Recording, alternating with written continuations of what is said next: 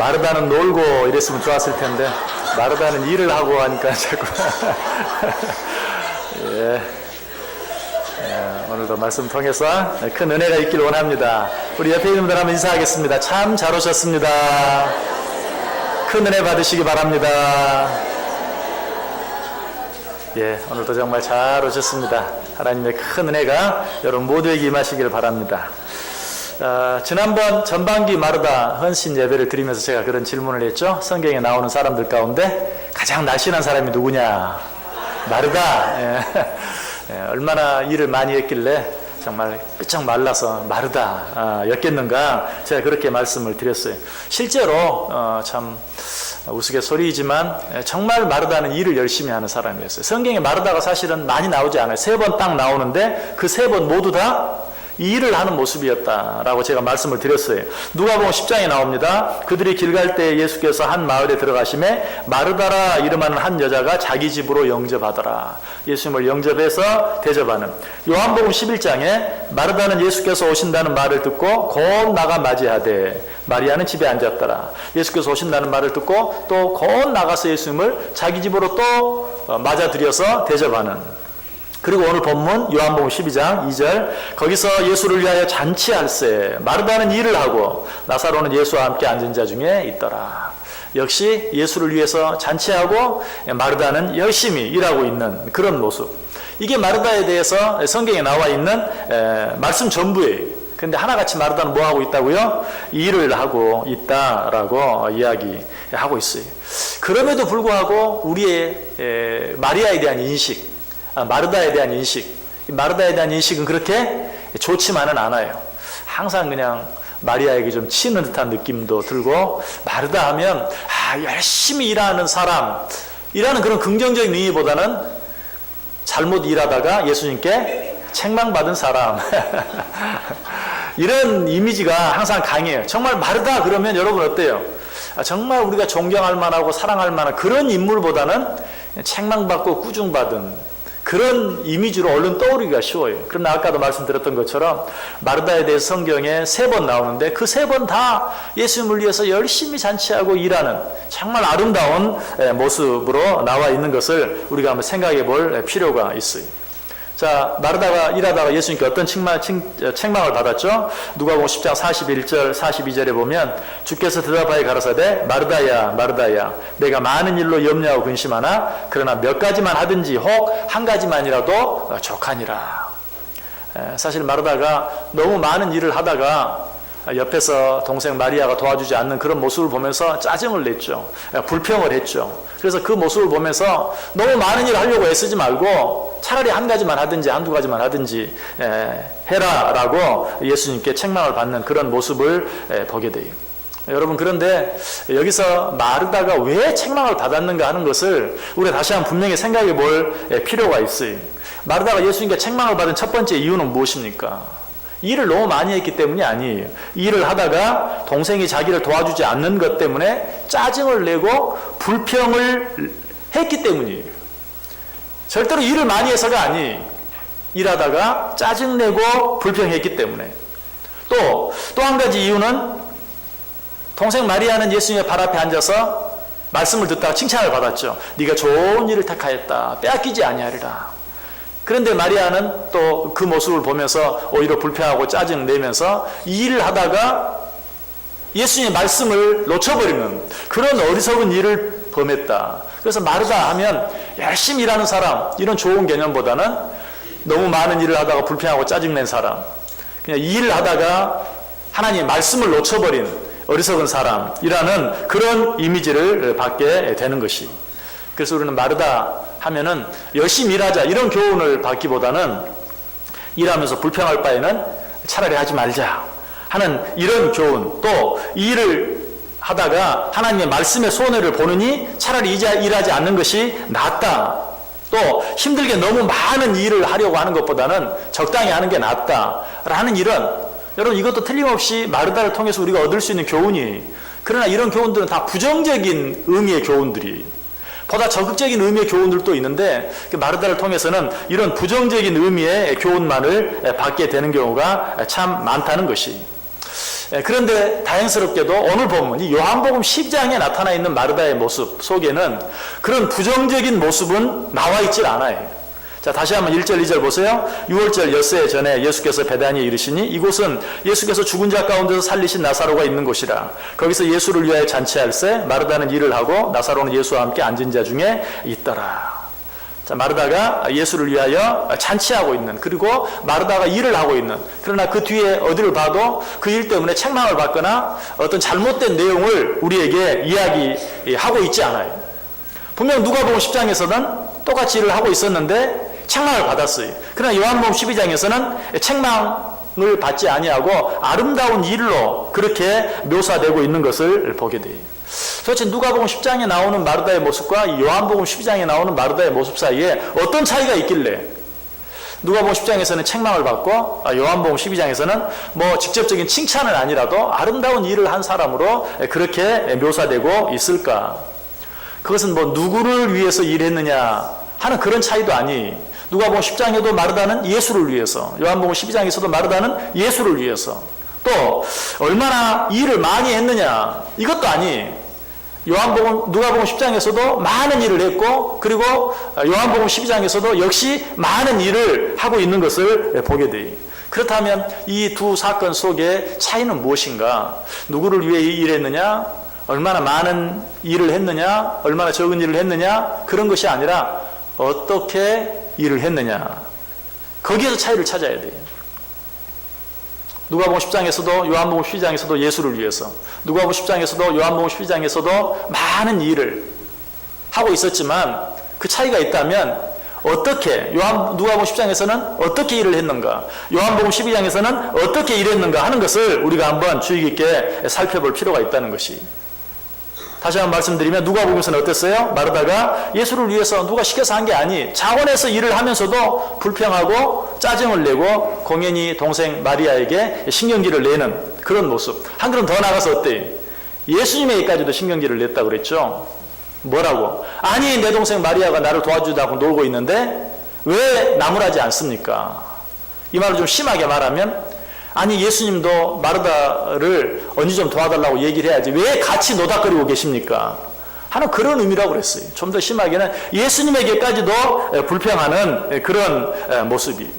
그런데 요한복음 12장 속에는 그런 모습이 전혀 나타나 있지 않다. 왜 그랬을까? 누가복음 10장에서 그때 예수님께 책망받은 그 일 때문에 내가 그때 잘못했어. 그러면 안 되지. 이러면서 내가 불평하면 안 되지. 차라리 그러려면 적당히 예수님 말씀하신 대로 적당히 내가 할 만큼만 하고 불평하지 말아야지 하는 그런 교훈을 받고 그 말씀 생각하면서 이번에는 불평하지 않았을까요? 아니면 일을 적당히 조절을 잘 했을까요? 그렇지 않아요. 말씀을 자세히 보면요, 누가복음 10장에는 마르다의 집에 찾아온 사람이 예수님 밖에 없었어요. 아까도 말씀드렸죠. 오늘 낮 예배 때도 말씀드렸던 것처럼 사실 죽은 나사로를 살리기 위해서 갔을 때 제자들이 함께 가지 않았다고 그랬어요. 분명히 예수님 밖에 없었어요. 나사로가 있었는지 없었는지 확실하지 않아요. 나사로가 있었다고 가정을 한다 할지라도 마르다는 마리아와 예수님과 나사로 이 세 사람만 대접을 하면 돼요. 누가복음 10장의 상황은 그래요. 근데 요한복음 12장의 상황에는 마르다도 있고 나사로도 있고 예수님도 계시는 게 확실하고 거기에 12제자도 같이 있어요. 다른 제자들도 같이 있어요. 수가 훨씬 많아요. 일의 양으로 따지면 누가복음 10장보다 요한복음 12장에서 훨씬 더 많은 일을 했을 것이 분명해요. 그럼 또 우리는 누가복음 10장에서는 마리아가 철없이 언니가 일하고 있는데 도와주지도 않고 예수님의 발 앞에 앉아서 말만 듣고 있었는데 마리아도 그때 일을 생각하면서 오늘은 언니 좀 도와줘야지 하고 언니를 도와주고 있었는가? 그렇습니까? 아니, 오늘 본문도 보세요. 3절 보시면 마리아는 지극히 비싼 향유 곧 순전한 나베 한 근을 가져다가 예수의 발에 붓고 자기 머리털로 그의 발을 닦으니 향유 냄새가 집에 가득하더라. 예수님의 발에 향유를 붓고 있는 동생 마리아의 모습이 나오죠. 이 모습도 어때요? 역시 지금 말씀을 듣고 있는 그런 상황은 아니지만 역시 예수님의 발 앞에, 예수님의 발에 향유를 부으려면 어떻게? 그 앞에 무릎 꿇고 앉아 있어야 돼요. 그 앞에 앉아있는 그런 모습을 보게 돼요. 그런데 더 심각한 것은 마리아만 지금 예수님의 발 앞에 앉아있는 게 아니라 요한복음 12장에서는 누구까지? 나사로까지도 예수님의 발 앞에 앉아 있어요. 2절 보세요. 거기서 예수를 위하여 잔치할 때 마르다는 일을 하고 나사로는 예수와 함께 앉은 자 중에 있더라. 이번에는 누가복음 10장을 뛰어넘어서 이번에는 누구까지? 누가복음 10장에서는 마리아만 예수님의 발 앞에 앉아 있었고 그것 때문에 언니 마르다가 짜증을 냈는데 요한복음 12장에서는 마리아는 물론이고 나사로까지도 예수님 앞에 앉아 있는, 예수님 앞에 앉아 있는 다른 사람들 속에 끼어서 역시 아무것도 하지 않고 앉아 있는 그런 모습을 보게 돼요. 그러니까 역시 이것도 짜증이 나는 것으로 따지면 누가복음 10장보다 요한복음 12장이 더 많이 짜증을 낼 수 있는 것이. 근데 요한복음 12장에서는 마르다가 짜증을 냈다든지 불평을 했다든지 화를 냈다든지 하는 내용이 전혀 나와 있지 않아요. 자, 이것이 우리에게 주는 교훈이 무엇일까요? 우리가 어떤 일에 대해서 불평하는 원인이 일이 많고 적음에 있는 것이 아니라 결국은 무엇에 있는가? 우리 자신의 상태에 있다. 일이 너무 많아서 사실은 일이 많기 때문이 아니. 그걸로 따지면 누가복음 10장에서 짜증을 냈던 마르다보다 요한복음 12장에서 더 많이 짜증을 내야 돼. 우리가 짜증을 내는 것, 불평하는 것, 그것은 어떤 일에 많고 적음에 달려있는 것이 아니라 나 자신의 상태에 있다. 자, 그렇다면 마르다의 상태가 어떻게 틀린가? 누가복음 10장에서의 마르다의 상태와 요한복음 12장의 마르다의 상태가 어떻게 다른가? 여러분, 누가복음 10장에서는 마르다가 예수님 사랑했어요. 그리고 자원함으로 예수님을 자기 집으로 모셔서 대접하고 있었어요.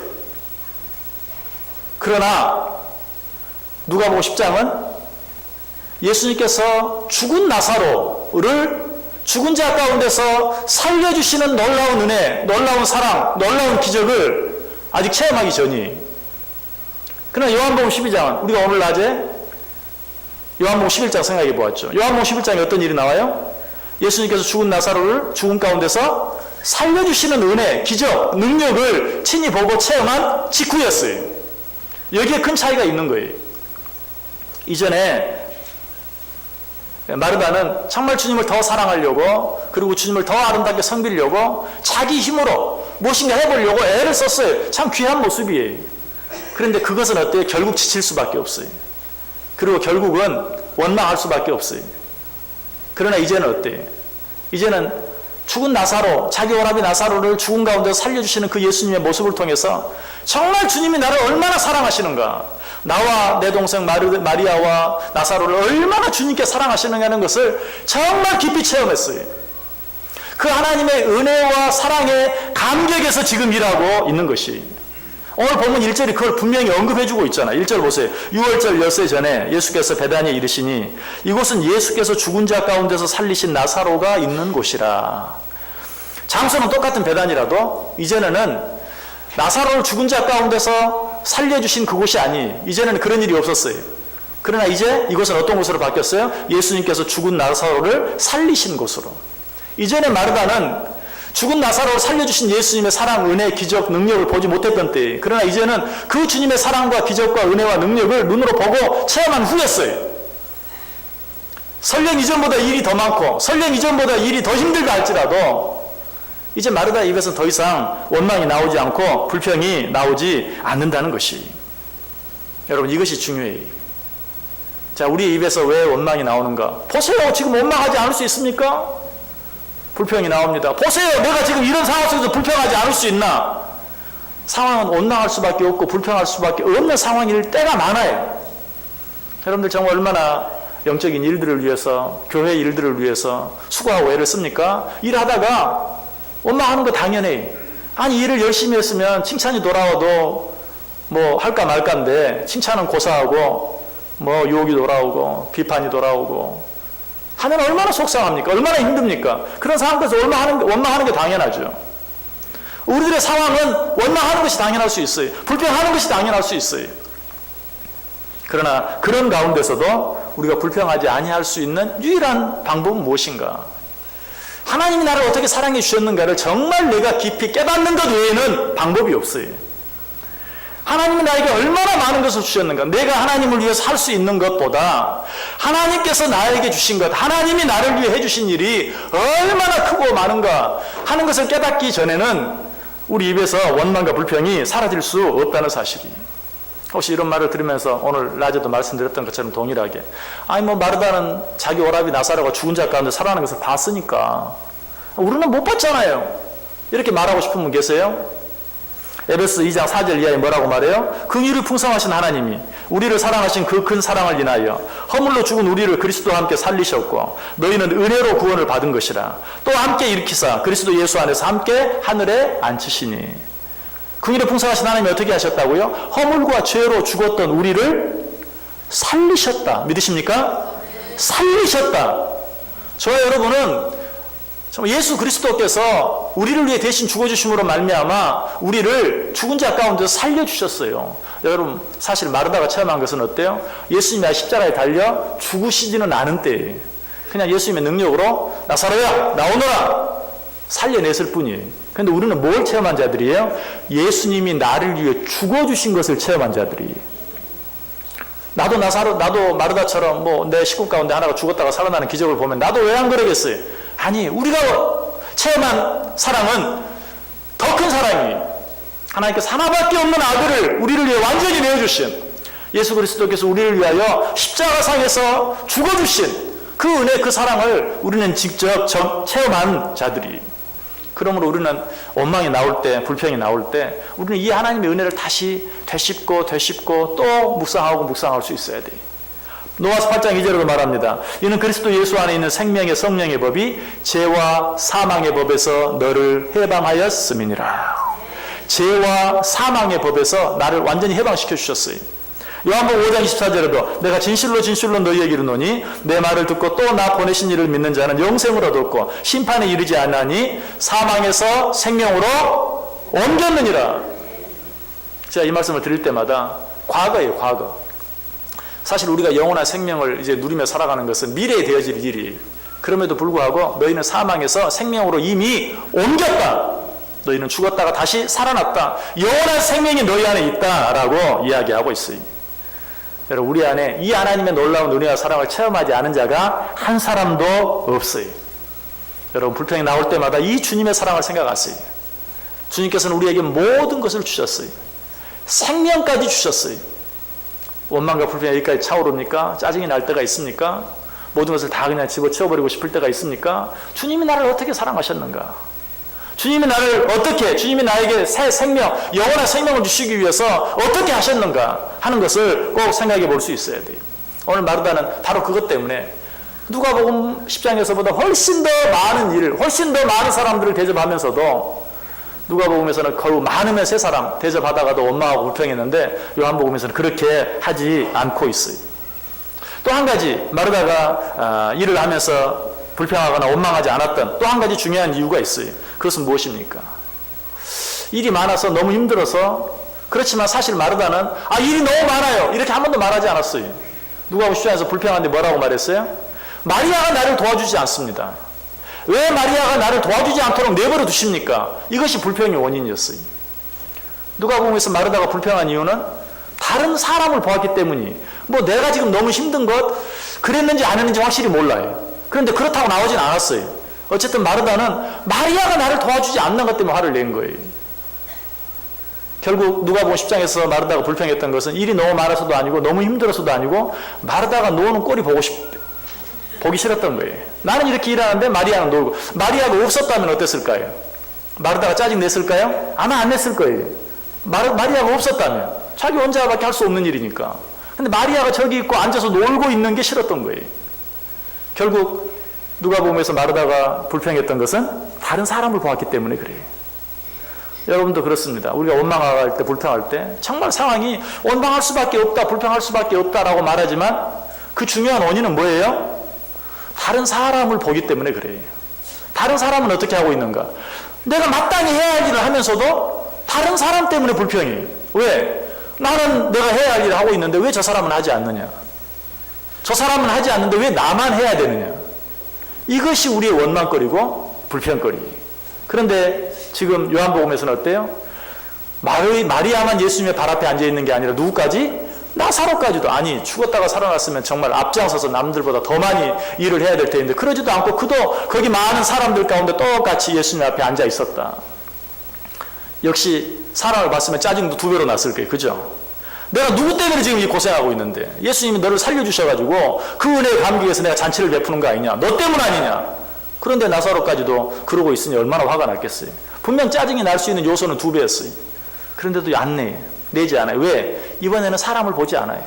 마리아도 보지 않고 나사로도 보지 않아요. 오직 누구만? 죽은 나사로를 다시 살려주신 그 사랑의 주님. 그 사랑의 주님.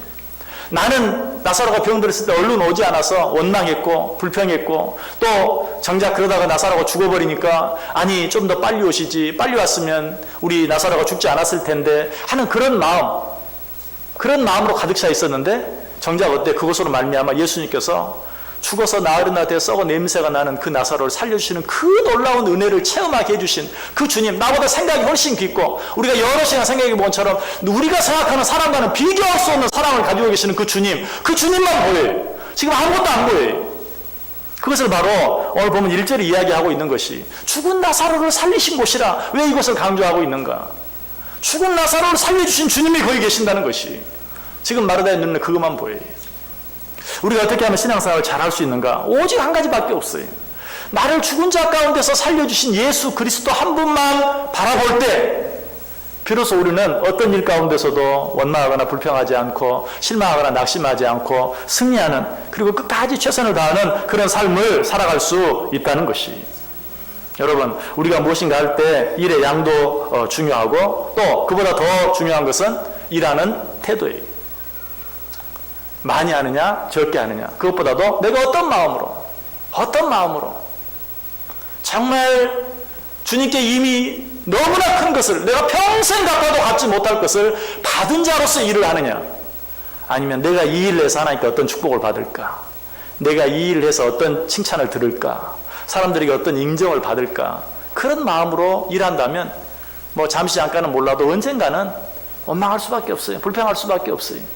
그러나 우리 마음속에는 내가 주님께 이미 받은 은혜, 내가 주님께 이미 받은 사랑은 내가 평생 갚아도, 내가 평생 하루도 쉬지 않고 일한다 할지라도 다 갚을 수 없다는 그런 마음, 그런 감사하는 마음으로 일할 때 우리는 어때요? 비로소 어떤 일을 하든지, 많은 일을 하든 적은 일을 하든 기쁨으로 할 수 있고 감사함으로 할 수 있다는 것이.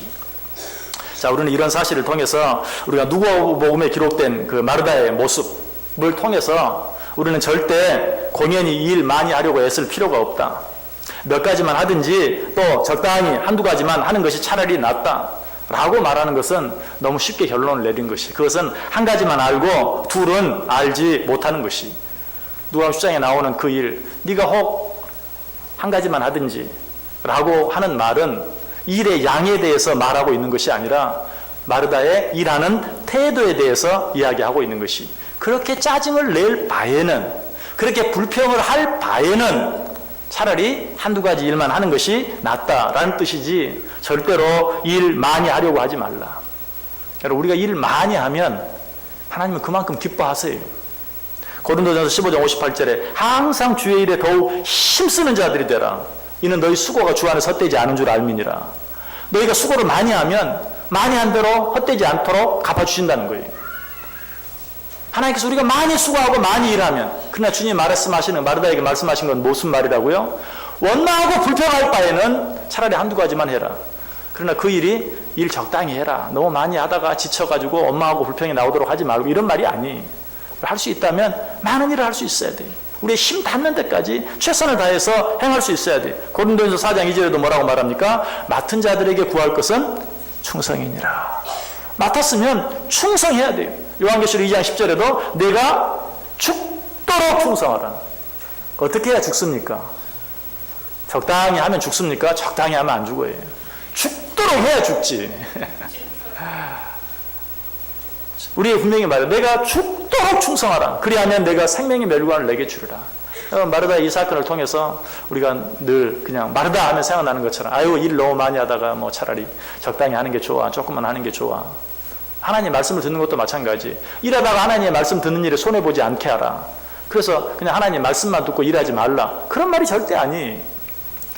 일하기 위해서 하나님의 말씀도 더 미리, 더 열심히, 더 잘 듣고 배우고 준비하고, 그것이 오히려 우리가 일하는데 힘이 되도록 할 수 있어야지. 말씀 듣는 게 먼저야. 맞아요. 틀린 건 아니. 그러나 그것이 해야 될 일을 하지 않는데 핑계가 되어서는 안 돼요. 자, 그런데 오늘 본문에 나타나는 이 마르다의 모습을 통해서 우리가 배워야 될 또 한 가지 아주 중요한 교훈이 있습니다. 그것은 무엇입니까? 자, 누가복음 10장에서 그렇게 책망을 받았어요. 자, 그럴 때 우리는 어떻게 한다고요? 이제 나 안 해. 이제 나 안 해. 누구나 그런 마음이 들어요. 여러분 뭐 교회에서 일한다고 누가 알아줍니까? 뭐 삭스를 줍니까? 얼마나 힘들고 어렵습니까? 그런데 칭찬 안 돌아오고 욕만 돌아오면 정말 입에서 그런 말이 나올 수밖에 없어요. 이제 나 안 해. 다음엔 절대 안 해. 이런 말 정말 많이 들어요. 여러분 많이 하셨잖아요. 여러분 많이 했으니까 제가 많이 들었지. 그렇죠? 많이 하죠. 할 수밖에 이해해요. 정말. 그런 말을 하고도 남겠다. 정말 이해해. 그러나 오늘 마르다에게 우리가 배워야 될 정말 중요한 일은 어때요? 그렇게 책망을 듣고도 또 일하고 있어요. 오늘 보면 마르다는 일을 하고, 아까 왜 더듬으셨어요? 이 마르다가 이해가 안 돼서 그랬죠? 아유, 마르다는 속도 없어. 마르다는 일을 하고, 여러분, 마르다는 일을 하고 있어요, 또. 그렇게 책망을 듣고도. 마르다는 또 여전히 일을 하고 있어요. 여러분, 이것이 귀한 것이, 이것이 아름다운 것이. 저도 마찬가지. 정말 이런 말씀들을 보면서 목사로서 주님의 마음을 이렇게 느끼는 것은 어떤 한 가지 일로 인해서 정말 그분이 속상했어요. 속상할 수밖에 없어요. 그리고 정말 안 한다고 해도 할 말이 없어요. 그런데 다음 보면 또 그 일을 하고 있어요. 얼마나 감사한지. 교회는 그런 사람들 때문에 돼요. 그런 분들 때문에 돼요, 정말. 어쩔 때는 화가 나고 속이 상해 확 돌아섰다가도 또 보면 또 그 자리에 있어. 또 그 일을 하고 있어요. 얼마나 귀한지 몰라요. 정말 그런 분들은 주님이 보시기에도 정말 귀한 분들이. 여러분, 어떤 일을 할 때 포기하고 싶어도 포기하지 마세요. 세상에서 가장 쉬운 일이 뭐라고요? 힘들 때 포기하는 거. 그것처럼 쉬운 일이 없어요. 세상에서 가장 어려운 일은 포기하고 싶어도 포기하지 않는 일. 그게 가장 어려운 일이에요. 누가복음 21장 19절에 말해요. 너희의 인내로 너희 영혼을 얻으리라. 너희의 인내로 너희 영혼을 얻으리라. 정말 우리가 끝까지 참고 인내하면 여러분 영혼을 얻는다는 것은요. 육신적인 다른 모든 것들은 말할 필요도 없는 거예요. 영혼을 얻는다라는 것은 정말 육신적으로 필요한 모든 것들 뿐만 아니라 거기에 더해서 영적인 것까지도 하나님께서 풍성하게 허락해 주신다. 어떤 자에게 끝까지 인내하는 자들에게 그렇게 해주시겠다라고 약속하고 있어요. 여러분 어떤 일 때문에 우리 표현으로 그냥 뚜껑이 열리는 정말 뚜껑이 열리는 그런 때가 있습니까? 근데 그때가 위대한 생명이 탄생하는 순간이 될 수 있다는 사실을 기억하시길 바랍니다.